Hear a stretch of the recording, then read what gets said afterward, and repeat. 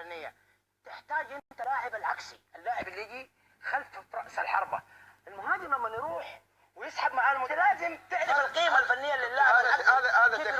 هذا مو يمنع لا، هذا اللي حصل مع تايلاند في السعوديه. في السعوديه محمود صندوق. هاي طريقة لعب مدرب هو يحدد هذا الشيء، مو احنا نحدده. احنا نقعد نحكي مهاجم، لاعب وسط، مدافع. لا انت تقرا توقعات يعني مثلا مدرب في اجتهادات فرديه داخل. تفضل.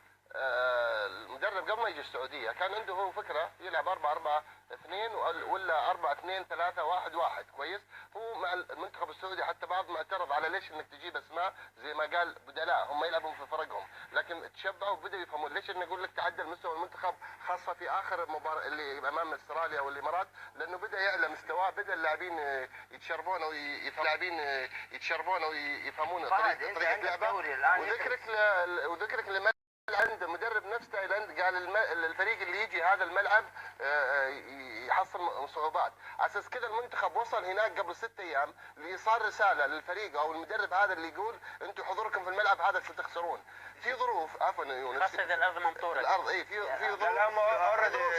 ظروف صعوبات الرطوبه، صعوبات الجماهير السعوديه طالب بالفوز على اللاعبين السعوديين، يعني في ضغوطات وصعوبات على اللاعبين، ولكن هذه الصعوبات وانت عارف احنا عارفين المدرب والجمهور ايضا داعم، طريقة لعب، الجمهور داعم. شكرا لكم، يعطيكم العافيه. خلينا نروح